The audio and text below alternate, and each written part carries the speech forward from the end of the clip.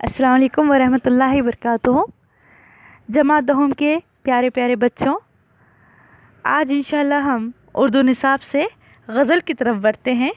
जो हमारे निसाब में 5वीं गज़ल है वो है मोइन एहसन जज़्बी साहब की। आप सभी के पास किताबें मौजूद हैं, अपनी किताबों से इस्तिफ़ादा हासिल कीजिए। अगर नहीं है तो PDF फ़ाइल का भी इस्तेमाल कर सकते हो। चलिए सफ़ा नंबर 91 पर आ जाइएगा।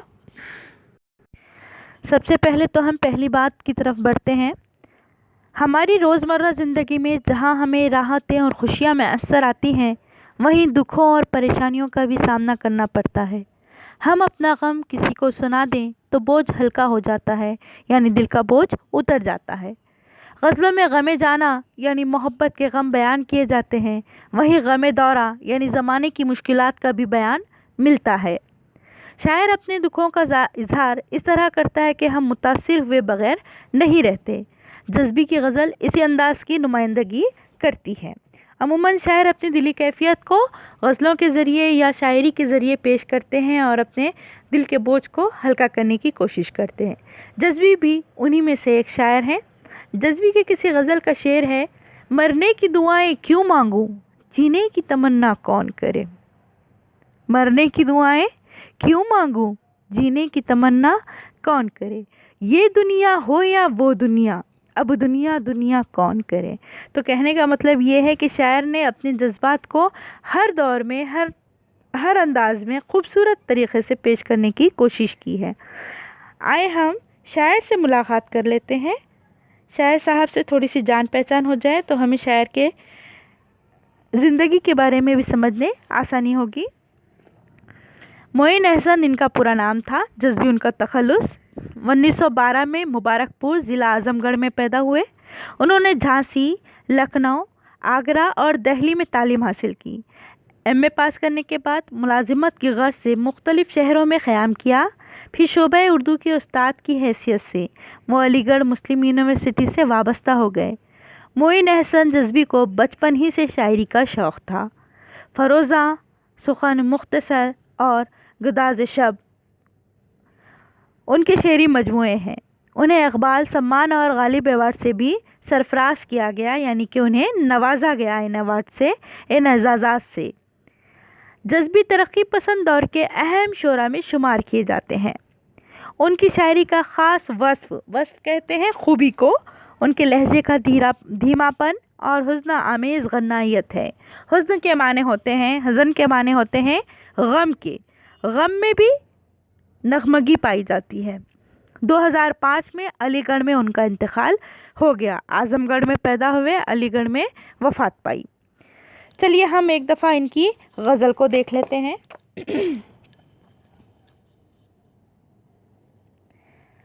ऐश से क्यों खुश हुए, क्यों गम से घबराया किए। ऐश से क्यों खुश हुए, क्यों गम से घबराया किए। ज़िंदगी क्या जाने क्या थी और क्या समझा किए। ना खुदा बेखुद फ़िज़ा खामोश, साकित मौज आब। ना खुदा बेखुद फ़िज़ा खामोश, साकित मौज आब। और हम साहिल से थोड़ी दूर पर डूबा किए। वो हवाएं, वो घटाएं, वो फ़िज़ा, वो उसकी याद। वो हवाएं, वो घटाएं, वो फ़िज़ा, वो उसकी याद। हम भी मज़राबे अलम से साज़े दिल छेड़ा किए। मुख्तसर ये है हमारी दास्तान ज़िंदगी। मुख्तसर ये है हमारी दास्तान ज़िंदगी। एक सकून दिल की खातिर उम्र भर तड़पा किए। काट दी यूँ हमने जज़्बी राह मंजिल काट दी। काट दी यूँ हमने जज़्बी राह मंजिल काट दी। गिर पड़े हर गाम पर संभला किए।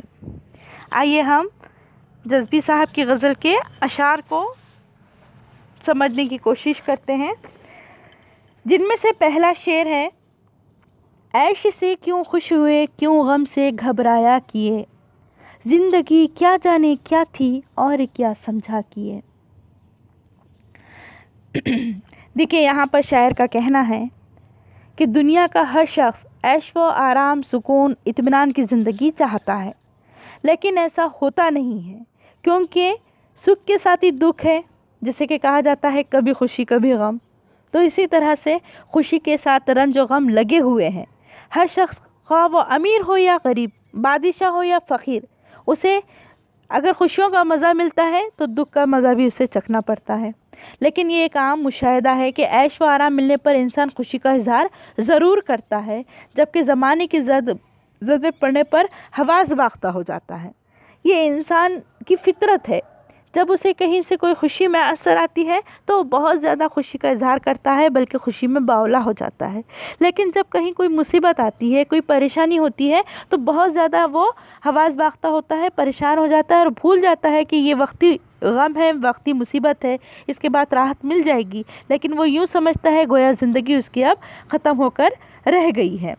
دراصل وہ زندگی کے سرد و گرم اور نشو و فراز کو بالکل بھلا دیتا ہے۔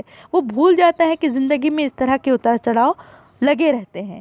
حقیقت کو وہ ملحوظ رکھتے ہوئے شاعر نے یہی بات سمجھانے کی کوشش کی ہے کہ کہتا ہے کہ زندگی کی حقیقت کو جب سمجھا ہی نہیں تو زندگی جینے کا مزہ کیا ہے؟ نہ جانے زندگی کیا تھی اور ہم اسے کیا سمجھتے رہے۔ مطلب یہ ہوا کہ اگر زندگی میں ہمیں آسانیاں، راحتیں، عیش و عشرت نصیب ہوئی تو ہم نے سمجھا زندگی اسی کا نام ہے، جینا اسی کا نام ہے، لیکن ایسا ہے نہیں، بلکہ زندگی میں رنج و غم، دکھ اور سکھ لگے ہوئے ہیں۔ ایک حقیقت یہ بھی ہے، اگر غم کے بعد خوشی ملے تو خوشی کا مزہ ہی کچھ اور ہوتا ہے، اور اگر مسلسل خوشی ملتے رہے تو ہم خوشی کا وہ احساس نہیں کر پائیں گے جب تک کہ غم بھی ہمیں نہ مل جائے۔ غم ملنے کے بعد ہی خوشی کا صحیح اندازہ ہو سکتا ہے، اور انسان خوش اس وقت ہی ہو سکتا ہے جب اس نے غم کا بھی مزہ چکھا ہو۔ چلیے اب ہم دوسرے شعر کی طرف بڑھتے ہیں۔ نہ خدا بے خود فضا خاموش ساکت موج آب، نہ خدا بے خود فضا خاموش ساکت موج آب، اور ہم ساحل سے تھوڑی دور پر ڈوبا کیے۔ دیکھیے گا ادھر نا خدا کہتے ہیں، یہاں پر نا خدا کا جو لفظ آیا ہے وہ کہتے ہیں ملح کو، یعنی کہ کشتی چلانے والا۔ نا خدا بے خود، بے خود ہے یعنی آپے میں نہیں ہے۔ فضا خاموش، فضا ہواؤں کو کہیں گے، خاموش ہے، ساکت ہے، اور ساکت موج آب، موج آب پانی کی جو موجیں ہوتی ہے وہ خاموش ہے، اور ہم ساحل سے تھوڑی دور پر ڈوبا کیے۔ دیکھیں ہم کیا کہتا ہے شاعر کہ عام طور پر انسان کے دریا میں ڈوبنے کا جو خدشہ ہے وہ اس وقت ہوتا ہے جب ہوائیں طوفانی چل رہی ہو، یا دریا میں تلاطم آ چکا ہو، یا دریا میں بہت زیادہ موجیں ٹھاٹے مار رہی ہو۔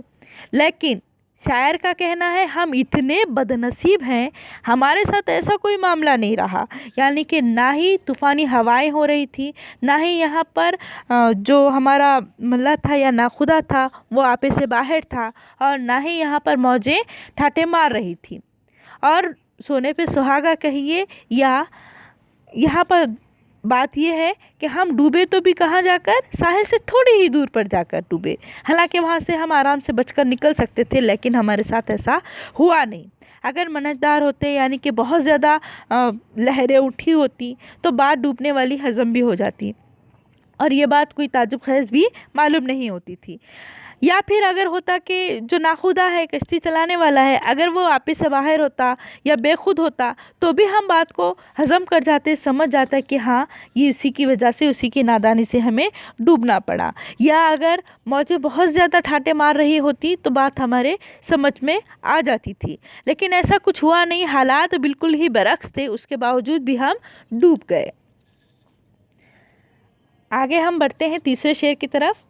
وہ ہوائیں وہ گھٹائیں وہ فضا وہ اس کی یاد، وہ ہوائیں وہ گھٹائیں وہ فضا وہ اس کی یاد، ہم بھی مضرب علم سے ساز دل چھیڑا کیے۔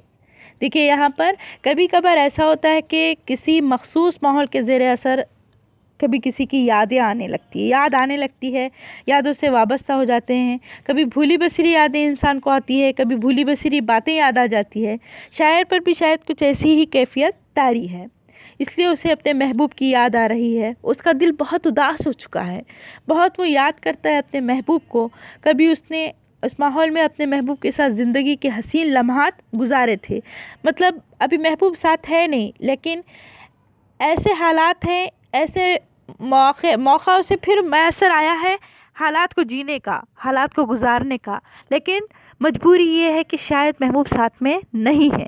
یعنی حالات کیسے ہیں کہ پھر وہی ہوائیں ہیں چل رہی جب وہ اپنے محبوب کے ساتھ ہوا کرتا تھا اور ہواؤں سے لطف اندوز ہوتا تھا، وہی گھٹائیں چل رہی ہے، وہی فضائیں ہیں، لیکن محبوب ساتھ میں نہیں ہیں۔ اسی لیے شاعر کا دل اداس ہو گیا ہے۔ وہ حسین لمحے جو اس نے اپنے محبوب کے ساتھ ایسے ماحول میں گزارے تھے، ماحول دوبارہ وہی نظر آتا ہے لیکن محبوب نظر نہیں آتا۔ اسی لیے شاعر کہتا ہے کہ ہم نے مضراب علم سے، غم کی بے چینی سے، شدت غم میں بے قرار ہو کر اپنے دل کے ساز کو چھیڑ دیا اور فضا میں ایک نغمہ گونجنے لگا ہے۔ ہم نے اپنے دل کے ساز کے ذریعے فضاؤں میں نغمے بکھیرے ہیں۔ اگلا شعر ہے، مختصر یہ ہے ہماری داستان زندگی، مختصر یہ ہے ہماری داستان زندگی، ایک سکون دل کی خاطر عمر بھر تڑپا کیے۔ شاعر کیا کہتا ہے؟ سکون دل ایک بہت بڑی دولت ہے، جو کسی فقیر کو بھی حاصل ہو تو وہ خود کو بادشاہ سمجھنے لگتا ہے۔ انسان کے پاس سب کچھ ہے لیکن دل کا سکون نہیں ہے تو پھر وہ بے قرار رہتا ہے اور ساری دولتیں، نعمتیں اس کے لیے بے معنی نظر آتی ہے۔ ہم کسی کے تعلق سے یہ بالکل نہیں کہہ سکتے کہ اس کے پاس سب کچھ ہے، سکون بھی ہے۔ مطلب ہم اگر کسی کی ظاہری شخصیت دیکھ کر، ظاہری حالات کو دیکھ کر یہ اندازہ لگائیں کہ بہت خوش ہے، بہت پرسکون ہے، تو ایسا کہنا یا ایسا سمجھنا سراسر نادانی ہوگی یا زیادتی ہوگی۔ ہو سکتا ہے اس کا دل مغموم ہو سکتا ہے اس بندے کے پاس سکون نہ ہو سکتا ہے وہ بے قرار ہو، تو اس لیے ہم یہ اندازہ نہیں لگا سکتے۔ کسی کو عبادت و ریاضت میں تو کسی کو موسیقی اور راگ و رنگ میں، کسی کو مال و زر میں تو کسی کو خدمت خلق میں، یعنی ہر ایک کا اپنا الگ الگ انداز ہوتا ہے سکون حاصل کرنے کا۔ ہر ایک کی اپنی سوچ ہوتی ہے، اپنی فکر ہوتی ہے، وہ ہر بندہ اپنے اپنے طور پر کسی نہ کسی چیز میں سکون ڈھونڈتا رہتا ہے۔ شاعر کو بھی اپنے دل کے سکون کی تلاش ہے، وہ بھی زندگی بھر سکون حاصل کرنے کے لیے بھٹکتا پھرتا رہا، کبھی اس در کبھی اس در، کبھی یہاں تو کبھی وہاں، لیکن بدقسمتی سے اسے سکون کی دولت نصیب نہیں ہو سکی۔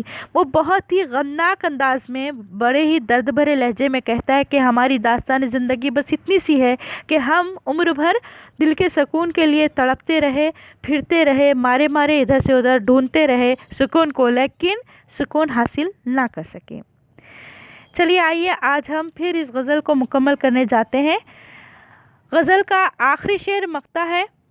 شاعر کہتا ہے کہ کاٹ دی یوں ہم نے جذبی راہ منزل کاٹ دی، کاٹ دی یوں ہم نے جذبی راہ منزل کاٹ دی، گر پڑے ہر گام پر سنبھلا کیے۔ گام کہتے ہیں قدم کو، پہرے کو، ہر قدم پر وہ گر پڑے اور ہر قدم اپنا سنبھال لیا۔ تو یہاں دیکھیں گے شاعر کہتا کیا ہے، ہر انسان کی اپنی ایک منزل ہوتی ہے اور منزل کو پانے کے لیے وہ ساری عمر تگ و دو کرتا ہے، کوششیں کرتا رہتا ہے۔ بہت سے خوش نصیب ایسے ہوتے ہیں جو اپنے مقصد کو حاصل کر لیتے ہیں یا اپنی منزل کو پا لیتے ہیں، لیکن بعض لوگ ایسے بد نصیب ہوتے ہیں کہ منزل کے قریب رہ کر بھی منزل کو حاصل نہیں کر پاتے ہیں۔ زندگی کا سفر منزل کے کچھ دور ہی رہتا ہے اور زندگی ختم ہو جاتی ہے اور وہ منزل کو پانے سے محروم رہ جاتے ہیں۔ تو شاعر کا بھی شمار انہی لوگوں میں سے ہے کہ کاٹ دی یوں ہم نے جذبی راہ منزل کاٹ دی، یعنی منزل کو حاصل کرنے کے لیے راستے ہم نے یوں ہی کاٹ دیے۔ بعض لوگ اپنی اولو العزمی ہمت کی بنا پر گرتے پڑتے جیسے تیسے منزل تک پہنچ ہی جاتے ہیں۔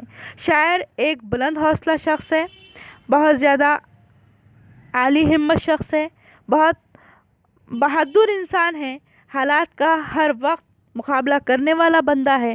وہ کہتا ہے کہ اے جذبی، وہ خود سے مخاطب ہے، کہتا ہے کہ ہم نے گرتے پڑتے بچتے سنبھلتے جیسے تیسے اپنی منزل کی راہ کاٹی ہے، نہ صرف کاٹی ہے بلکہ اپنی منزل کو ہم نے حاصل کر ہی لیا ہے۔ یعنی کہ اس شعر کے ذریعے ہم کو یہ پیغام ملتا ہے کہ شاعر نے اپنے اولو العزمی، اپنے جذبے، اپنی ہمت، اپنے حوصلے کو بتایا ہے اور ہمیں درس دیا ہے، ہمیں یہ سیکھ دی ہے کہ حالات چاہے جیسے بھی ہو، اپنے مقصد کو کبھی ختم نہیں ہونے دینا، اپنے مقصد کو کبھی ماند نہیں پڑنے دینا۔ منزل کو حاصل کرنے کے لیے جس بھی حد تک جانا پڑے، جس بھی طرح سے مصیبتیں اٹھانی پڑے، مصیبتیں اٹھائیں، لیکن منزل کو حاصل کرنا ہی انسان کی کامیابی کا راز ہے۔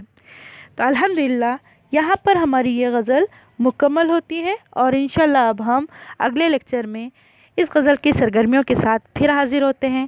تب تک کے لیے آپ اس غزل کی مشکل الفاظ کو سمجھیے گا، ایک مرتبہ خود تشریح کرنے کی کوشش کیجیے گا، کیونکہ سب کی سمجھ فہم الگ الگ ہے. لہٰذا آپ اپنے طور پر اس کو پھر سمجھیے، خلاصہ سمجھنے کی کوشش کیجیے، ویڈیو کو پھر سنیے تاکہ آپ کو اچھی طرح سمجھ آ جائے. چلیے ٹھیک ہے، اللہ حافظ.